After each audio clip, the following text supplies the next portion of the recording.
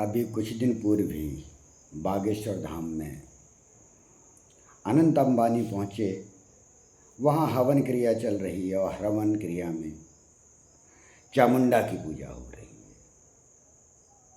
धीरेन्द्र के शास्त्री चामुंडा का हवन करा रहे हैं, यहाँ को देख रहे हैं, हवन चल रहा है, किसी का जवाब दे रहे हैं बात का। वास्तविक रूप में मैं बार बार जो कह रहा हूँ, सनातन का क्यों सत्यानाश हो रहा है, क्योंकि हमारे जो इस प्रकार के गुरु हैं न, सनातन का कोई ज्ञान नहीं। और हमने एक चमत्कार को देख के हर एक उन्हें सिद्ध पुरुष समझ लिया और बस आडंबर का बढ़ावा हो गया। और इसी प्रकार से आपने देखा हो, जैसे एक और छोटा लड़का 14 साल का लड़का, वो अपना दरबार लगाने लगा, वहाँ पे लोग जाने लगे, भीड़ होने लगी, वहाँ पे भी उसने भी विवाह कर दिए, समारोह हो गया, भंडारा तो चल ही रहा है। इससे क्या हो रहा है हमारे सनातन में, आँखों में पट्टी बांधी जा रही है गांधारी की तरह। और इस प्रकार से कोई प्रसिद्ध व्यक्ति आ जाता है तो लोग वहाँ पे समझने लगते कि निश्चय ही सिद्धि है। आप जरा विचार करिए, जितने भारत के सनातनी साधु संत महात्मा ज्ञानी ध्यानी पढ़े लिखे हुए लोग, जरा इतना समझिए, वो अपने आप को हनुमान का साधक कहते हैं, कभी वो कहते हैं कि उनके दादाजी की शक्ति है। हवन वो करा रहे हैं चामुंडा का, उसका हवन का जो मंत्रोक्ता है उसका अर्थ भी वो वास्तव रूप में नहीं जानते। उसमें भी वो ब्राह्मणों द्वारा मंत्र किया जा रहा है और स्वयं धीरेन्द्र के शास्त्री जी हवन कर रहे हैं और वहीं अनंत अंबानी हवन कर रहे हैं। ये गुरु है। जब इस प्रकार से गुरु होंगे तो क्या उन शिष्यों का निर्माण संभव हो पाएगा कि यहाँ पे राम हो, कृष्ण हो, बुद्ध हो, महावीर हो, रजनीश हो, विवेकानंद हो? वही भारत को चाहिए। ये सभी लोग शिक्षित थे जिनकी मैं बात कर रहा हूँ। ये सब राजमहल से आए थे, उन्होंने सब छोड़ा था, वो सब प्राप्त कर चुके थे। और जिन्होंने कुछ प्राप्त नहीं किया वो आडंबर के द्वारा धन वैभव ये सब प्राप्त करना चाहते हैं।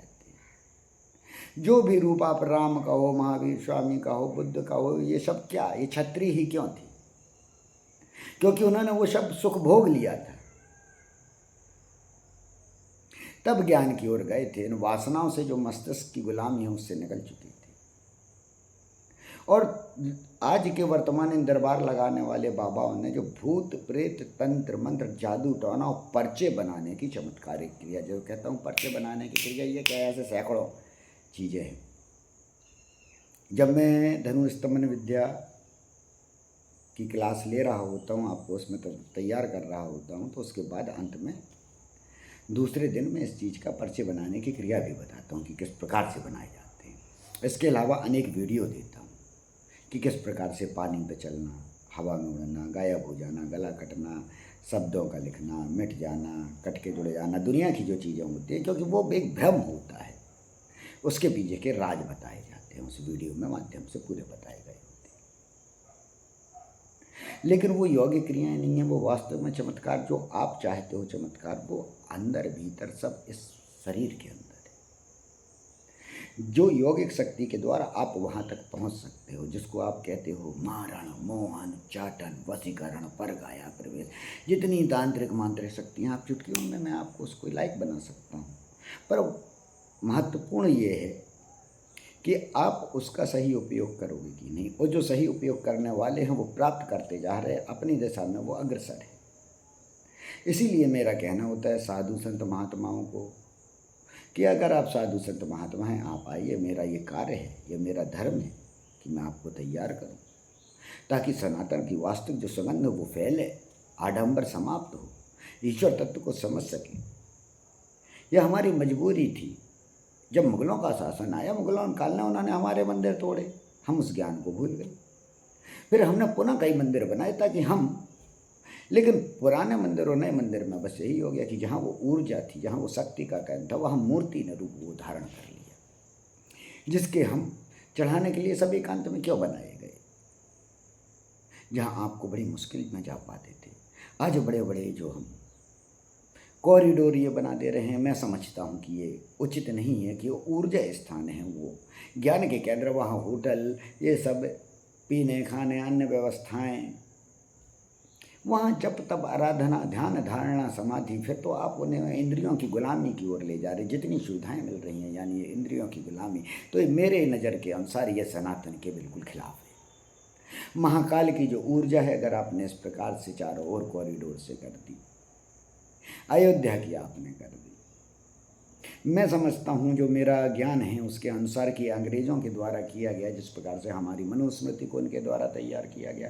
ध्यान रखिए, जो मनुस्मृति जिसके अनुसार सनातन चल रहा है वह अंग्रेज सर विलियम जोन्स के द्वारा तैयार की गई थी, और उसी ने ही सर्वप्रथम पांडुलिपि से इंग्लिश में लिखी, और इंग्लिश के बाद उसने फिर हिंदी में लिखी। वही मनुस्मृति हमारे यहाँ तक चल रही है, और मैं दावे के साथ कहता हूँ कि वो वास्तविक मनुस्मृति नहीं है। मनुस्मृति जो वास्तविक है, आज भी वो अनेकों संग्रहालय में मौजूद है। जिस प्रकार से मैं कहता हूँ कि मथुरा शिव स्थान था, जिस प्रकार से उज्जैन स्थान था, दोनों योग की बहुत मुख्य केंद्र थे। और मेरा उद्देश्य पुनः वही है कि उस उज्जैन में, उस मथुरा में, जहाँ वो योग के ध्यान के केंद्र थे, जहाँ तुम राधा और कृष्ण को वास्तविक रूप में समझ सको, धारित कर सको, उस नृत्य के अंदर तुम लेके ढोलना हाथों में लेके गली गली मत घूमो।